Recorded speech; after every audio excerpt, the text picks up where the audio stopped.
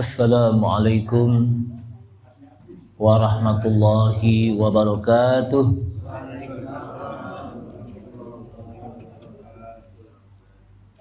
Bismillahirrahmanirrahim. Alhamdulillahi hamdan katsiran thayyiban mubarakan fi kama yuhibbu rabbuna wa yarda. Asyhadu an la ilaha illallah wahdahu la syarika lah wa la na'budu illa iyyah wa asyhadu anna Muhammadan 'abduhu wa rasuluhu la nabiyya ba'dah. Allahumma salli wa sallim ala nabiyyina al-karim Sayyidina Muhammad ibn Abdullah wa ala alihi wa sahbihi wa tabi'ihim wa man tabi'ahum bi ihsanin ila yaumil qiyamah. Amma ba'du, qala Allah Ta'ala fi kitabihil karim wa huwa asdaqul qailin. Ya ayyuhalladzina amanu taqullaha haqqa tuqatih wa la tamutunna illa wa antum muslimun. Ya ayyuhalladzina amanu taqullaha wa qulu qawlan sadida yuslih lakum a'malakum wa yaghfir lakum dhunubakum wa may yuti'illaha wa rasulahu faqad faza fawzan 'azima. Wa qala Rasulullah sallallahu alaihi wasallam fa inna asdaqal haditsi kitabullahi ta'ala wa khairal huda huda Muhammadin sallallahu alaihi wasallam wa syarrul umuri muhdatsatuha wa kullu muhdatsatin bid'ah wa kullu bid'atin dhalalah wa kullu dhalalatin finnar. Rabbi shrah li sadri wa yassir li amri wahlul 'uqdatam min lisani yafqahu qawli. Subhanaka la ilma lana illa ma 'allamtana innaka antal alimul hakim. Rabbi zidni ilma warzuqni fahma wala haula wala quwata illa billahil aliyil azim. Ma'asyiral muslimin wal muslimat, ibu bapak hadirin hadirat sekalian, jamaah Masjid Al-Hikmah yang mudah-mudahan dirahmati Allah Subhanahu wa taala. Mengawali dari kajian tentang sifat salat Nabi ini, mari sama-sama kita memanjatkan puji syukur kita kepada Allah Subhanahu wa taala yang telah begitu banyak memberikan nikmat-nikmatnya kepada kita sekalian. Dan nikmat yang paling utama adalah nikmat iman dan Islam, nikmat hidayah dan taufik. Sehingga dengan nikmat ini di pagi hari ini kita bisa menjalankan salat subuh berjamaah. Yang salat subuh berjamaah ini disebutkan oleh Allah Subhanahu wa taala dalam Al-Qur'an, inna Qur'anal fajri kana mashhuda. Sesungguhnya Qur'anal fajri, Qur'anal fajri adalah salat subuh, itu disaksikan oleh para malaikat. Mudah-mudahan salat kita diterima oleh Allah Subhanahu wa taala dan dicatat sebagai kebaikan kita yang nanti di akhirat menjadi kebaikan timbangannya berat oleh saat amal kita ditimbang oleh Allah Subhanahu wa taala. Dan di pagi hari ini mudah-mudahan kita bisa mendapatkan doa dari Rasulullah sallallahu alaihi wasallam. Rasulullah mendoakan umatnya, Allahumma barik li ummati fi bukuriha. Ya Allah, berkahilah untuk umatku di pagi harinya. Di pagi-pagi ini Rasulullah SAW pernah mendoakan untuk umatnya agar umatnya mendapatkan keberkahan dengan pagi harinya. Jamaah sekalian rahimakumullah, salawat dan salam tak lupa kita sampaikan kepada Nabi kita Nabi Muhammad sallallahu alaihi wasallam beserta para keluarganya, para sahabatnya, para pengikutnya yang senantiasa istiqamah di dalam menjalankan sunnah-sunnahnya. Hadirin hadirat sekalian, pada pertemuan yang sebulan yang lalu kita membahas tentang salat sunnah yang berkenaan dengan salat sunnah fajar, atau yang disebut dengan salat sunnah qobliyah subuh. Disebut qobliyah subuh karena dia dilakukan sebelum salat subuh. Disebut dengan salat sunnah fajar karena dilakukan saat terbit fajar shoriq. Sehingga antara salat sunnah fajar dengan qobliyah subuh itu sebetulnya dia juga. Jamaah sekalian, bagaimana keutamaan salat sunnah fajar kita sudah membahas. Dan sekarang ini kita masuk kepada salat sunnah zuhur. Jamaah, kita jangan mengentengkan tentang salat sunnah. Karena kadang ada orang yang mengatakan cuman sunnah doang, nggak dikerjain juga nggak apa-apa, nggak dikerjain juga nggak apa-apa, ditinggalin juga nggak kenapa-napa. Kadang kita melihat salat sunnah apa seperti itu. Padahal masing-masing salat sunnah itu memiliki keutamaan. Jadi jangan sampai hanya sekedar kita memahami yang disebut sunnah itu adalah ma yusabu ala fi'lihi wa la yu'aqabu ala tarkihi. Ini kan biasanya kita begitu ya. Yang disebut sunnah itu sesuatu yang kalau kita lakukannya diberikan pahala, dan kalau kita tinggalkan tidak berdosa, hanya sebatas itu. Padahal kalaupun kita nggak berdosa dan kita nggak mendapatkan pahala, ketika kita melakukan kita nggak dapat pahala, dan ketika kita tinggalkan nggak berdosa, tapi kita nggak bisa mendapatkan keuntungan. Sementara hidup di dunia adalah hidup yang disebutkan ad-dunya mazra'atul akhirah. Dunia itu merupakan tempat tanaman akhirat. Kalau kita tanam di dunia banyak kebaikan, maka di akhirat kita juga panennya banyak kebaikannya. Panen kebaikannya banyak. Tapi kalau di dunia ya, kita nanam kebaikan cuma sedikit, nanti di akhirat kita akan petik kebaikannya juga sedikit. Sehingga jangan sampai kita hanya meremehkan sholat sunnah. Yang penting kan yang wajib aja, sunnah sih gimana aja, enggak. Tetap dia punya kebaikan. Sampai disebutkan dalam hadis yang pernah kita bahas, ya, di mana ketika seseorang dihisab oleh Allah Subhanahu wa taala, ya, dan awal sekali dihisab adalah awwalu ma yuhasabun nasu bihi yaumal qiyamah min a'malihim as-shalah. Yang pertama sekali dihisab oleh Allah Subhanahu wa taala terhadap seorang manusia di hari kiamat tentang amal salat mereka. Kemudian Allah Subhanahu wa taala mengatakan kepada para malaikat, dan Allah Subhanahu wa taala lebih mengetahui. Apa kata Allah Subhanahu wa taala? Unduru fi sholati abdi atammaha aw naqasaha.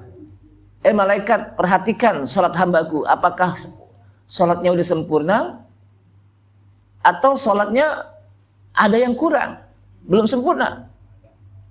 Maka ketika salat itu sempurna, maka dicatatlah dia sebagai salat yang sempurna dan dia terbebas dari hisab Allah Subhanahu wa taala. Tapi ketika intaqasa minha syai'an, ketika salatnya ada yang tidak sempurna, ada yang kurang, unzuru hal li 'abdi min tatawu'in. Perhatikan hai malaikat, bagaimana salat-salat sunnahnya dari hamba-hambaku itu. Hal li 'abdi min tatawu'in. Apakah hambaku itu melaksanakan salat sunnah? Fa in kana lahu tatawu, kalau dia melakukan salat sunnah, atimmu li 'abdi faridatahu min tatawu'ihi. Atimmu li 'abdi, sempurnakanlah untuk hambaku faridatahu, salat-salat wajibnya, min tatawu'ihi, dengan salat sunnahnya. Jadi sempurnakan dengan salat sunnahnya. Kalau ada salat yang wajib yang kurang. Ya kan namanya manusia, kadang ada yang kurang, ada yang belum sempurna. Di samping itu juga kadang-kadang apa? Ada yang belum lengkap kita lakukan, maka disempurnakan dengan apa? Salat sunnah. Jadi untuk menambah apa? Pahala yang wajib. Salat apa? Salat yang wajib. Nah, sekarang kita masuk kepada salat sunnah zuhur dan beberapa keutamaannya. Dan ini kita rutinkan. Jadi setelah ini kita amalkan agar kita bisa mendapatkan kebaikan dari apa? Pahala salat sunnah tersebut. Salat sunnah zuhur disebutkan bahwa salat sunnah zuhur itu ada yang jumlahnya 4 rakaat, ada juga yang 6 rakaat, ada yang sampai 8 rakaat. Jadi ada yang apa? 4 rakaat, ada yang 6 rakaat, ada juga yang 8 rakaat.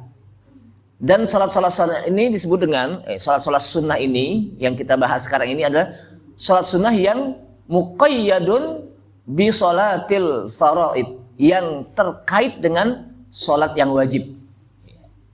Baik qobliyahnya maupun ba'diyahnya, dan itu kan terkait dengan salat apa? Yang wajib.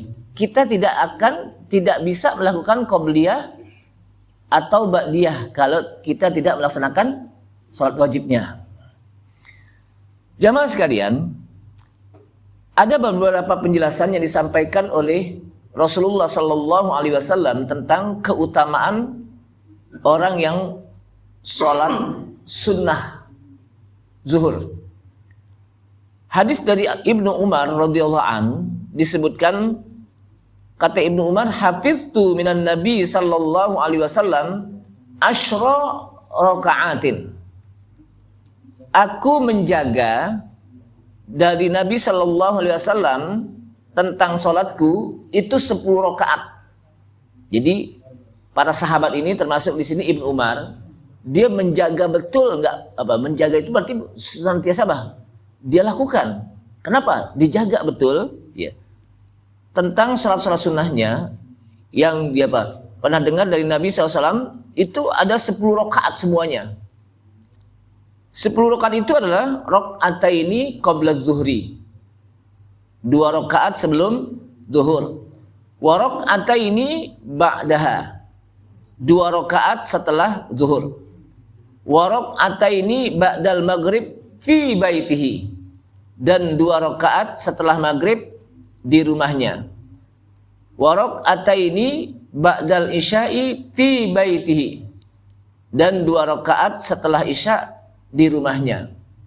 Wa raka'ataini qabla salatis subhi, dan 2 rakaat sebelum salat subuh.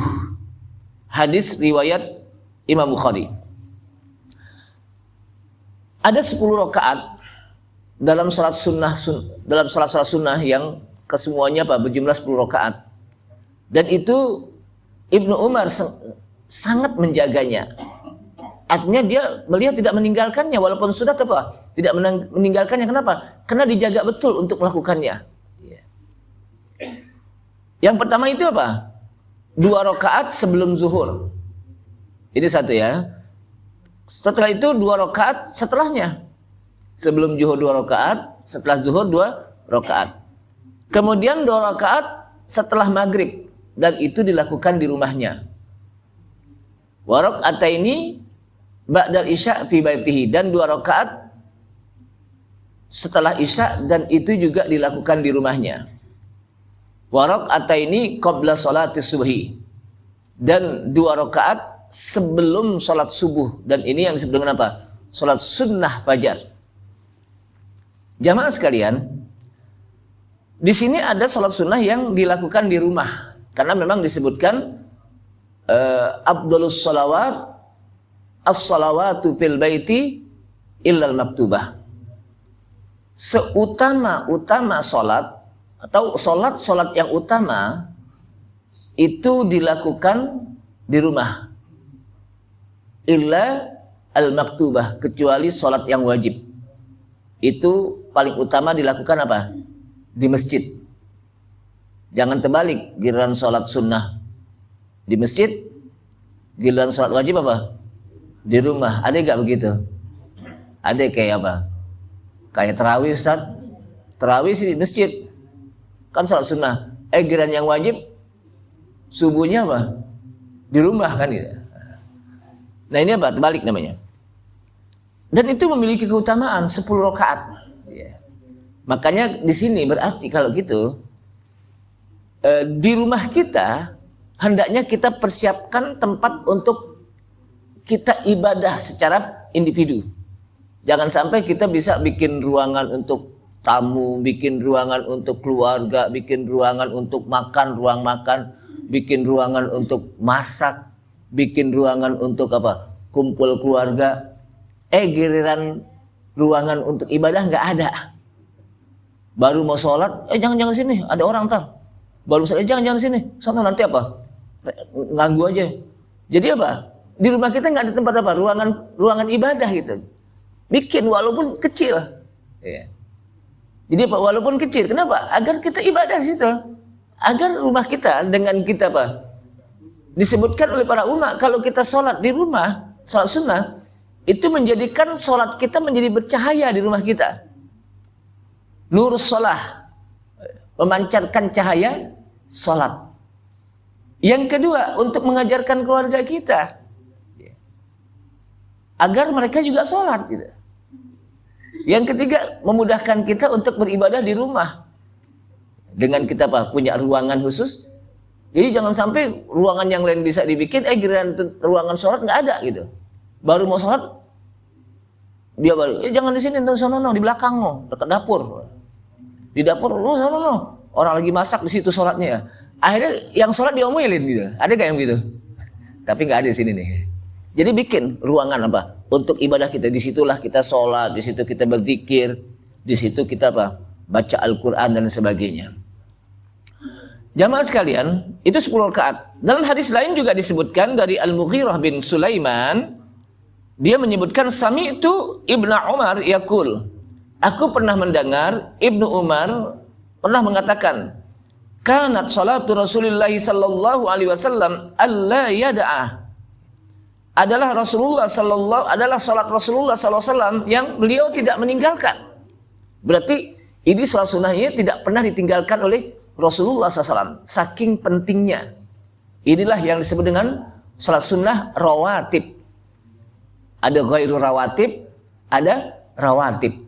Nah, ini yang rawatib ini yang tidak pernah ditinggalkan oleh Rasulullah SAW. Walaupun sunnah, tapi Rasulullah SAW terus melakukannya. Ya, makanya Allah yada'a. Bahwa Rasulullah tidak meninggalkannya. Apa itu? Rakaataini qabla zuhri. 2 rakaat sebelum zuhur. Sama. Wa rakaataini ba'daha. 2 rakaat setelahnya. Wa rakaataini ba'dal maghrib.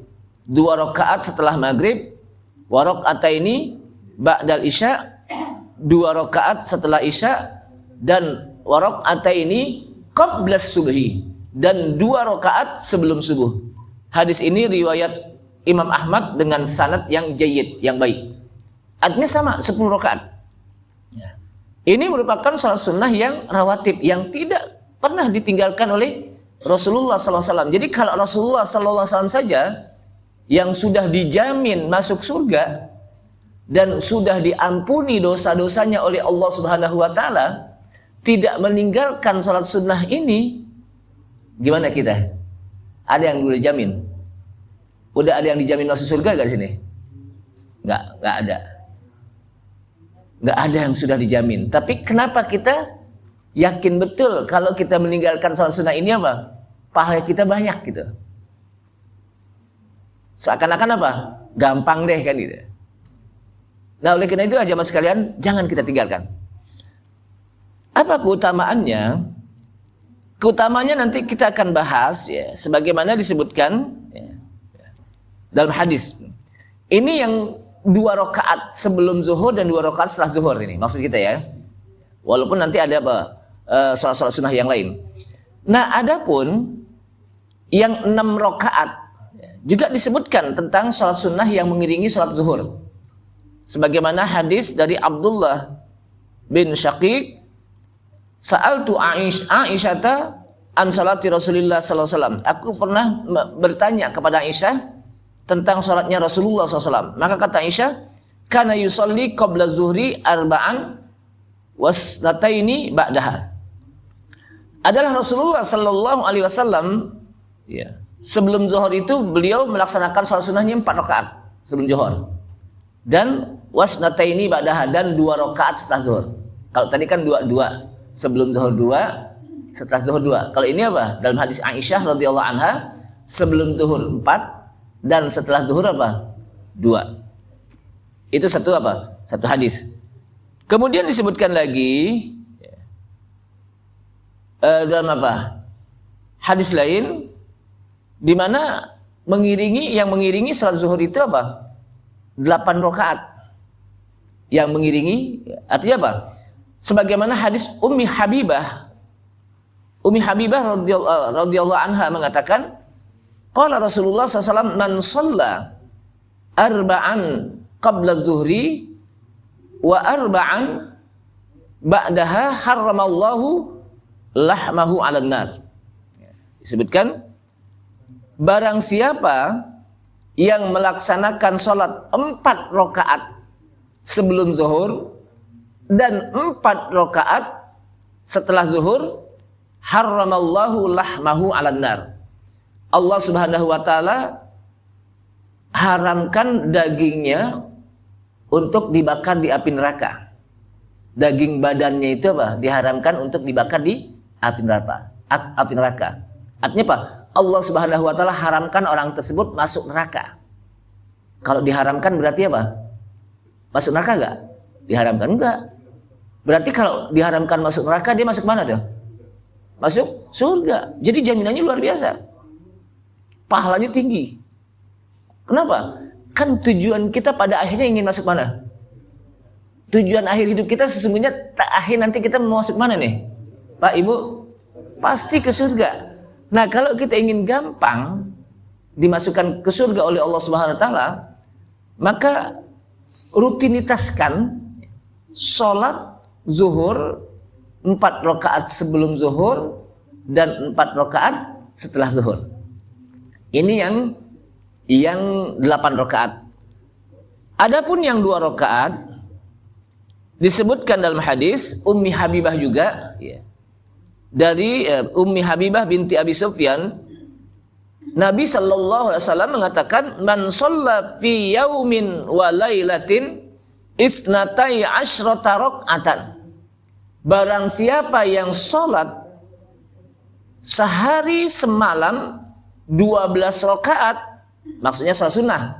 Sholat sunnah sehari semalam 12 rakaat, bunyalahu baitun fil jannah. Dibangunkan baginya rumah di surga. Jadi dia menjaga betul 12 rakaat yang mengiringi sholat wajib.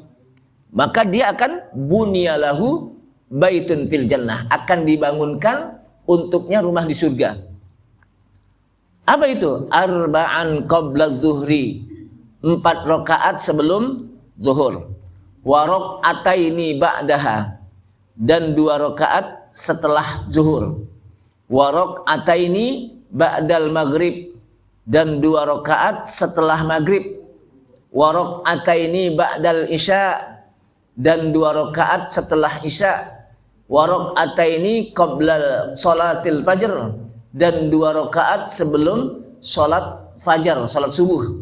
Hadis ini riwayat Tirmidzi, dan ini merupakan hadis hasan sahih. Artinya hadis ini bisa jadi apa? Bisa kita amalkan sebagai hujjah kita, dalil kita untuk melakukan ini. Kenapa? Kalau kita lakukan 12 rakaat siang dan malam, yang salat-salat yang mengiringi salat yang wajib, bunyalahu baitan fil jannah, maka dia akan dibangunkan di surga. Kalau kita lakukannya untuk zuhur, kalau tadi kan zuhur ini 4 rakaat sebelumnya dan 2 rakaat setelahnya.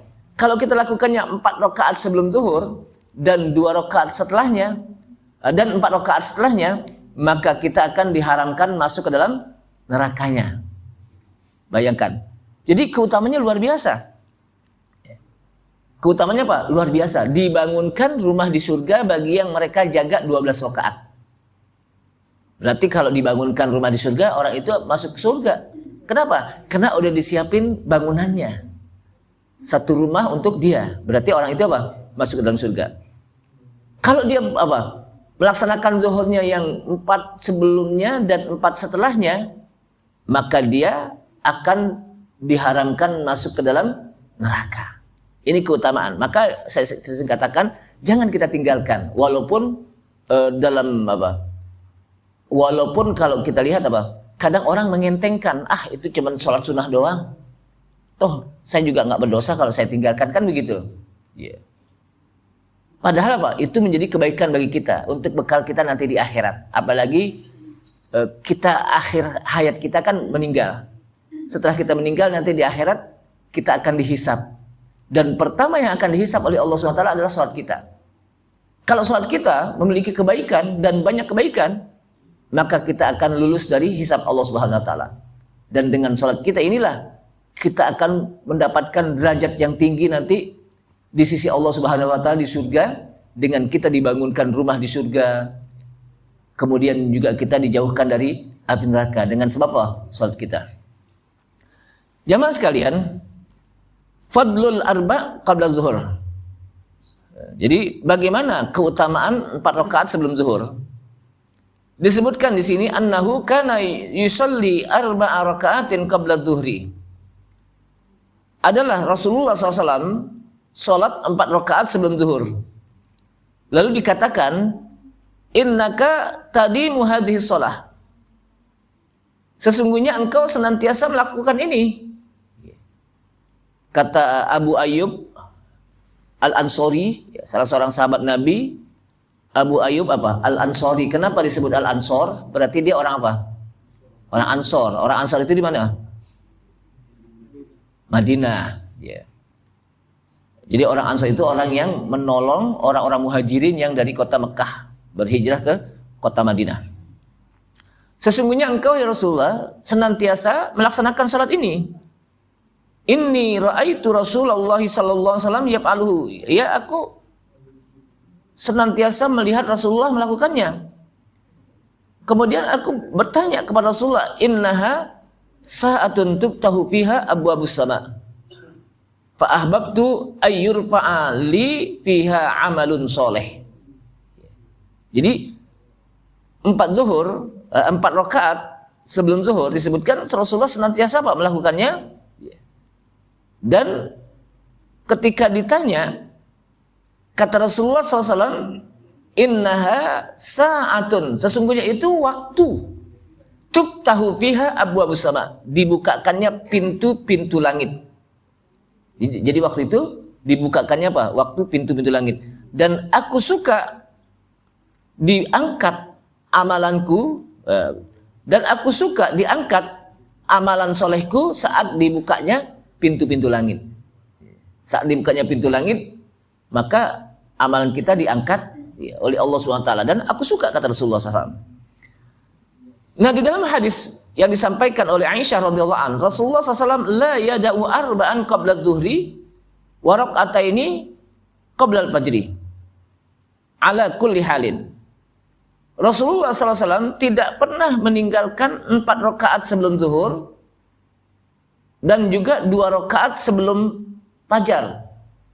Salat subuh, artinya salat sunnah subuh atau salat sunnah fajar, itu Rasulullah tidak pernah meninggalkannya. Termasuk juga 4 rakaat sebelum zuhur. Bahkan juga disebutkannya dari Aisyah radhiyallahu anha, annahu kana yusalli qabla dhuhri arba'an yutilu fihinnal qiyam wa yuhsinu fihinnar ruku'a was sujud. Bahwasanya Nabi SAW sholat sebelum zuhur, sholat sunnah nih, 4 rakaat beliau memanjangkan sholatnya pada saat berdirinya dan membaguskan saat ruku dan sujudnya. Jadi ruku dan sujudnya itu begitu bagus dan lama ketika berdirinya. Makanya kan kadang-kadang kita pakai timer sih ya. Kalau zaman Rasulullah nggak pakai timer tuh. Makanya kata para ulama, sebetulnya yang berhak untuk menyuruh qomat itu bukan timer. Yang berhak untuk menyuruh qomat itu siapa? Imam. Jadi kalau imamnya belum datang, ya masih ada waktu untuk apa? Salat sunnah. Masih ada apa? Waktu salat sunnah. Ini kan kadang kita mau salat sunnah nih, ya udah mau 2 menit, udah buru-buru dah ini, kan gitu. Padahal Rasulullah Pak salat sunnah apa? Ketika sebelum zuhur itu yutilu, beliau sangat apa? Yutilu fihin al-qiyam. Beliau memanjangkan, melamakan berdirinya dan wa yuhsinu fihir ruku' was sujud. Dan beliau membaguskan ruku' dan sujudnya. Jadi ruku' dan sujudnya begitu lama gitu. Bagus sekali.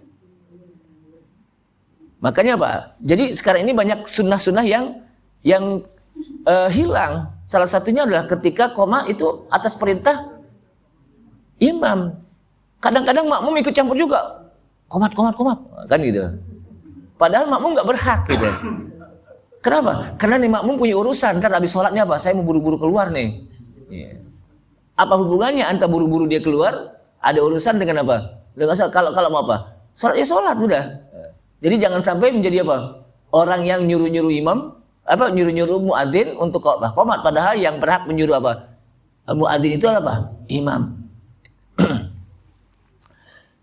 Jamaah sekalian, ya timer ini kan dalam rangka untuk apa? Untuk mengetahui tinggal segini nih, tinggal berapa menit lagi gitu. Tapi jangan jadi patokan juga, artinya apa?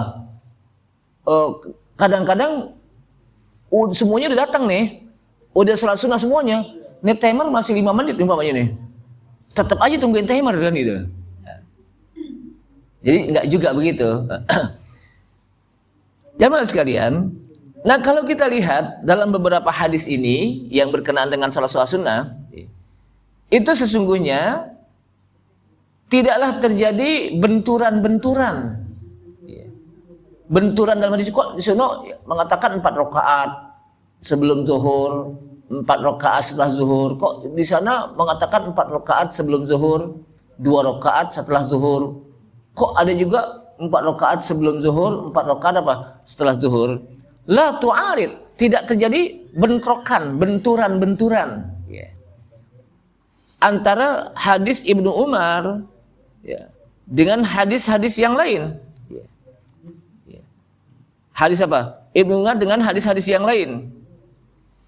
Sehingga Al-Hafidh fil Fathi, maksudnya Al-Hafidh siapa? Al-Hafidh Ibnu Hajar Al-Asqalani. Di dalam kitab Fathi, maksudnya apa? Fathul Bari. Jadi Al-Hafidh Ibnu Hajar, Al-Hafidh itu nama gelar muhaddisin yang mereka hafal hadis 100.000 hadis itu dengan sanad-sanad riwayatnya itu disebut apa? Al-Hafidh. Itu gelar muhaddisin. Kalau sekarang Al-Hafidh itu gelarnya orang apa? Hafiz Quran nih. Kalau dulu para ulama Al-Hafidh itu apa? Muhaddisin. Gelarnya apa? Ulama-ulama muhaddis yang mereka hafal ratusan ribu hadis. Salah satunya apa? Ibnu Hajar Al-Asqalani itu menjelaskan di dalam kitab Fathul Bari namanya. Fathul Bari ala syarhi Sahih Bukhari. Jadi Fathul Bari itu satu kitab hadis yang menjadi syarah Sahih Bukhari. Sahih Bukhari itu hadis-hadis yang diriwayatkan secara sahih oleh para ulama menyebutkan as-sahhul kutub ba'dal Quran Sahih Bukhari disebutkan. Sahih apa? Kitab yang paling sahih setelah Al-Quran itu apa? Sahih Bukhari. Jadi Sahih Bukhari itu apa? Memiliki peringkat pertama di antara kitab-kitab hadis yang lain. Di situ ada kitab apa? Sahih Muslim, ada kitab Sunan Abu Daud, Sunan Tirmidzi, Sunan Nasai, ada Musnad Ahmad bin Hambal. Itu nama-nama apa? Kitab hadis. Ya. Namun perangkat yang paling tinggi apa? Sahih Bukhari. Sehingga kata para ulama, as-sahhul kutub ba'dal Quran Sahih Bukhari. Kitab yang paling sahih setelah Al-Quran apa? Sahih Bukhari. Nah, Sahih Bukhari ini disyarahkan oleh yang namanya Ibnu Hajar Al-Asqalani.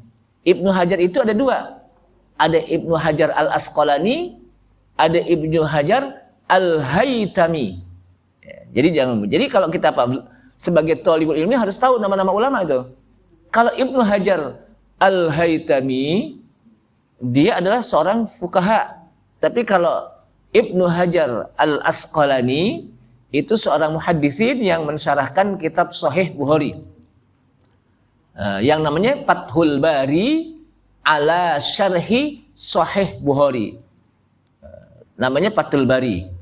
Nah, kata para ulama, la hijrata ba'dal fathi. Tidak ada hijrah setelah fathah. Maksudnya apa? Kalau kita udah pakai Fathul Bukhari ini cukup, nggak perlu lagi hijrah kemana-mana. Ini saja dipakai ini. Kenapa Pak? Ini istilah orang Pak, istilah ulama muhadis ini. Ini cukup. Kenapa? Karena itu hadis luar biasa, lengkap, sempurna sekali. Yang namanya apa? Fathul Bari dengan syarahnya. Nah, beliau mengatakan wal aula, ya, dengan hadis-hadis yang tu'arid, yang saling berbenturan, ya. Yang satu mengatakan 4 rakaat sebelum zuhur, 2 rakaat setelah zuhur. Yang satu lagi mengatakan 2 rakaat sebelum zuhur, 2 rakaat setelah zuhur. Yang satu lagi mengatakan 4 rakaat sebelum zuhur, setelah zuhur 4 rakaat. Maka disebutkan wal aula, yang utama ayyahmila ala halaini. Jadi hendaknya dilakukan dengan 2 hal. Taratan yusolli isnataini wa taratan yusolli arba'an. Kadang dia melakukan 2 rakaat, kadang dia melakukan 4 rakaat. Ya. Mahmulun ala annahu kana fil masjid. Jadi apa? Kadang dia lakukan 2 rakaat, kadang dilakukan 4 rakaat. Jadi mereka mengamalkan kadang seperti ini, kadang seperti ini. Dia melakukannya, mengamalkan hadis yang satu kadang 2 rakaat, kadang dia melakukan 4 rakaat. Ya. Dalam rangka apa? Yang pertama dia bisa mengamalkan sunnah. Karena hadisnya ada yang 2 rakaat sebelum zuhur, ada yang 2 rakaat setelah zuhur.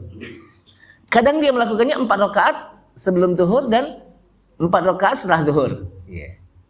Dalam rangka apa? Bisa mengamalkan hadis tersebut. Yang kedua, dalam rangka untuk bisa menghidupkan sunnah-sunnah Rasulullah SAW. Yang ketiga, dalam rangka untuk bisa mendapatkan, pertama dia bisa dibangunkan rumah di surga. Yang kedua, dia bisa apa? Dijauhkan oleh Allah Subhanahu wa taala, diharamkan untuk masuk apa? Ke dalam apa? Nerakanya. Keutamanya itu begitu. Maka boleh kita lakukan berganti-ganti. Tapi tidak ditinggalkan semuanya gitu ya. Berganti-ganti gitu. Kalau ini lagi buru-buru nih, udah 2 rakaat sebelum zuhur dan 2 rakaat apa? Setelah zuhur. Oh, ini lagi santai, 4 rakaat sebelum zuhur, 4 rakaat apa? Setelah zuhur. Wallahu a'lam. Kemudian disebutkan lagi mahmulun, ya. Kandungan dari hadis tersebut, ya, ala annahu kana fil masjidi yaktasilu ala raqataini wa fi baitihi yusalli arba'an. Ya. Tentang zuhur, ya, kandungan hadisnya di masjid dia lakukan 2 rakaat dan di rumahnya nanti dia sholat 4 rakaat gitu, di rumahnya. Gitu. Yaktasilu ala raqataini wa fi baitihi yusalli arba'an. Ada juga mengatakan yusalli kana yusalli idza kana fi baitihi rakaataini tsumma yakhruju ilal masjid fa yusalli rakaataini. Jadi ketika di rumah dia 2 rakaat. Kemudian dia keluar dan masuk ke masjid 2 rakaat. Jadi ini apa? Jadi artinya apa? Jangan sampai di rumah kita tidak ada tempat ibadah sehingga kita diperintahkan untuk apa? Salat di rumah. Salat sunnah itu yang paling utama. Kenapa? Karena kata Rasulullah SAW tadi apa? Abdulus sholawat as-sholawatu fil baiti illal maktubah.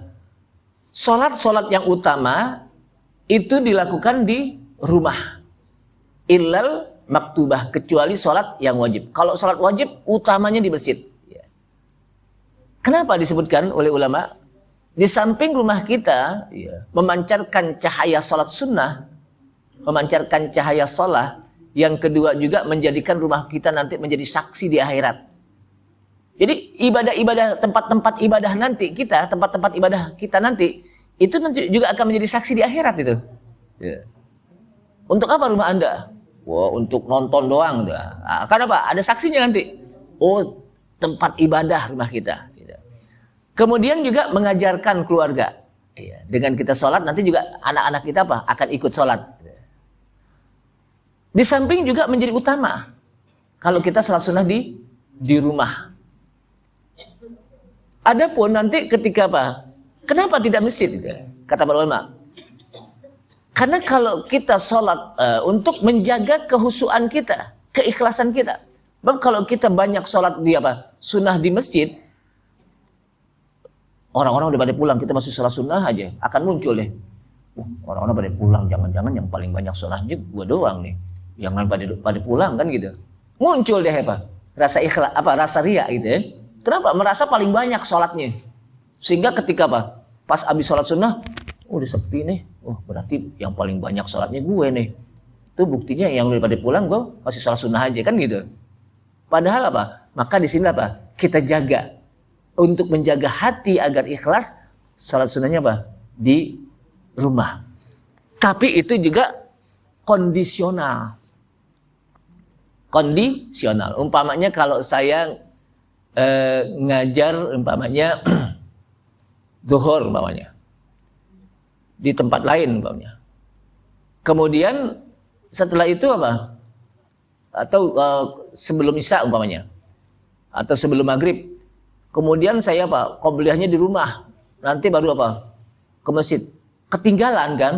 Kenapa ketinggalan? Ya jauh kan gitu ya, maka boleh di masjid ya. Jadi kondisional juga gitu, kondisional. Tapi kalau orang yang rumahnya dekat kan kedengeran, belum azan nih, boleh salat sunnah ya. Jadi jangan sampai komat ya, maksud saya komat. Jadi nanti orang-orang yang dekat rumah itu bisa mengamalkan sholat sunnahnya di rumah sebelum qomat.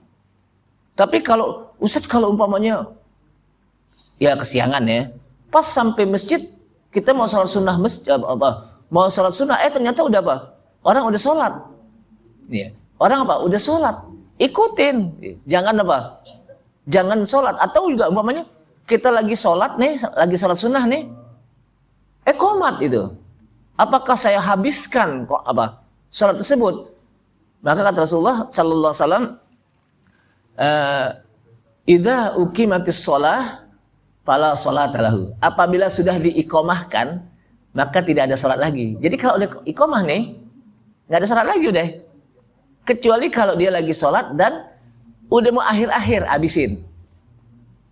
Tapi kalau udah masih awal baru Allahu Akbar. Muadzin Allahu Akbar, asyhadu an la ilaha illallah. Kita habisin, jangan. Ikutin orang sholat berjamaah. Wallahu a'lam bishawab. Kemudian jamaah sekalian rahimakumullah,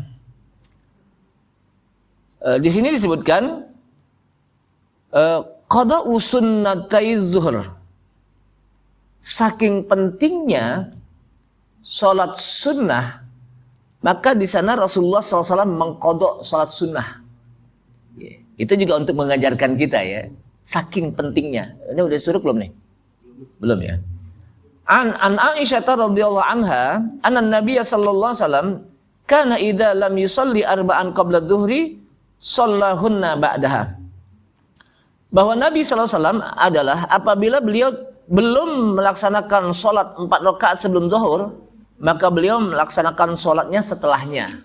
Sebagaimana hadis riwayat Tirmidzi, di mana disebutkan dari riwayat Ibnu Majah juga menyebutkan adalah Rasulullah SAW, karena Rasulullah SAW idza patathul arba'u qabla zuhri shallahunna ba'da raqataini ba'da zuhur. Adalah Rasulullah SAW apabila keluputan sholat 4 rakaat sebelum zuhur, luput itu ketinggalan kali ya. Jadi keluputan sebelum sholat zuhur 4 rakaat, kemudian beliau sholat setelah zuhur itu 2 rakaat setelah zuhur. Jadi beliau melakukannya 2 rakaat setelah zuhur. Dan ini disebutkan hadza fi qada'ir ratibatil qabliyah. Ini merupakan qada' salat sunnah rawatib. Jadi salat sunnah rawatib qabliyah. Amma qada'ur ratib al-ba'diyah, ya, faqad jaa fihi sallallahu alaihi wasallam. Adapun qada' salat sunnah rawatib ba'diyahnya, sebagaimana Ummu Salamah mengatakan shalla Rasulullah sallallahu alaihi wasallam az-zuhur. Rasulullah pernah salat zuhur. Wa qad utiya bimalin. Jadi habis salat zuhur, kemudian setelah itu Rasulullah dibawakan harta, beberapa harta, Kemudian beliau duduk membagi-bagikan harta tersebut. Ya. Setelah apa? Udah dibagi-bagi, ternyata Rasulullah nggak kesempatan untuk melaksanakan sholat sunnah apa? Ba'diyah zuhur. Tiba-tiba adzan, muadzin apa? Adzan asar. Maka Rasulullah ikut sholat asar. Kemudian setelah itu Rasulullah apa? Rakaataini khafifataini. Beliau sholat sunnah 2 rakaat yang ringan. Kemudian ditanya, kan biasanya kalau habis asar kan apa? Nggak ada sholat kan ya? Ketika ditanya, maka mahatanir rakaatani ya Rasulullah, apa ini? 2 rakaat, kan habis asar. Ya Rasulullah, umirta bihima, apakah engkau diperintahkan untuk melakukannya? Qala la, walakinnahuma rakaatani kuntu arka'uhuma ba'da dhuhri fasyaghalani qasmu hadzal mal. Akan tetapi 2 rakaat ya, yang aku melaksanakan sholat 2 rakaat tersebut setelah zuhur, itu aku tinggalkan disebabkan karena aku disibuki dengan apa? Membagi-bagi harta. Sementara muadzin udah apa? Adzan asar. Ya.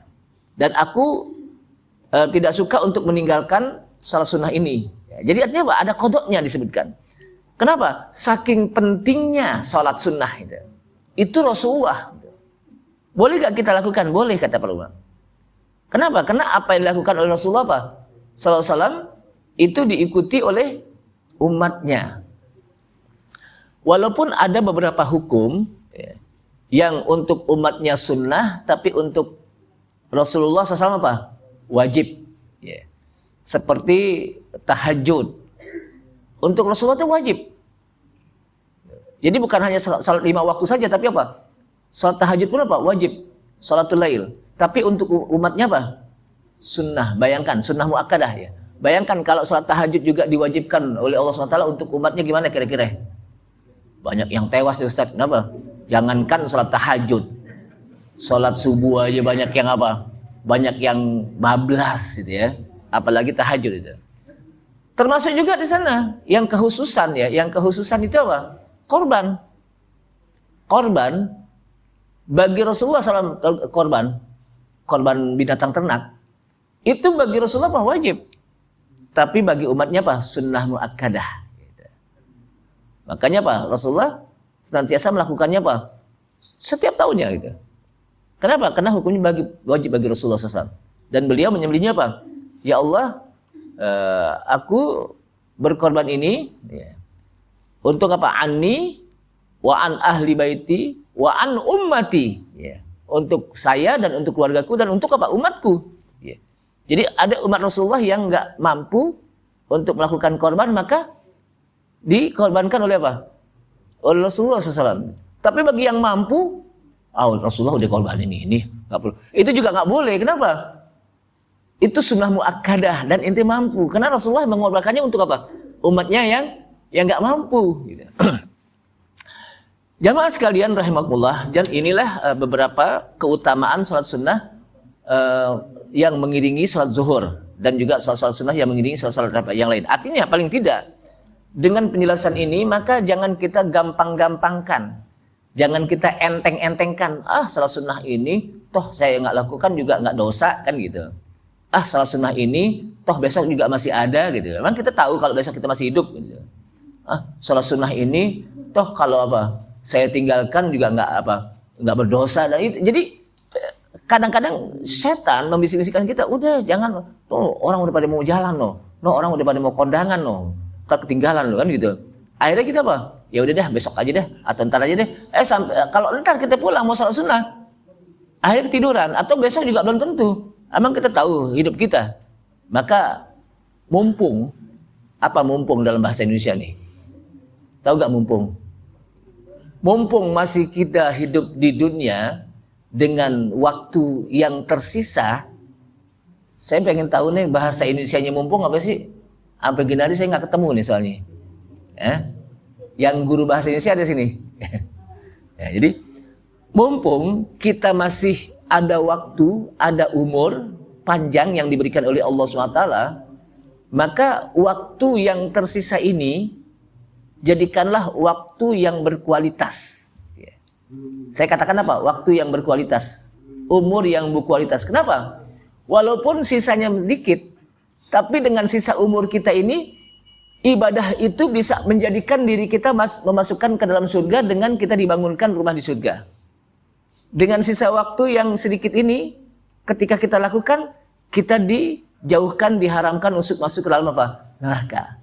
Artinya umur kita berkualitas dengan kita isi ibadah ini. Dan tujuan kita akhirkan tentunya kita ingin masuk ke dalam surga Allah Subhanahu wa Ta'ala. Nggak ada orang yang kalau mau mati apa? Itu mau masuk mana? Pasti ditanya apa? Masuk surga. Siapapun dia, jangankan kita yang seringkali beribadah kepada Allah Subhanahu wa Ta'ala. Orang yang suka bermaksiat pun, orang lagi mabuk pun, kalau ditanya itu mau masuk mana nih? Pasti apa? Masuk surga. Padahal dia lagi mabuk. Apalagi kita.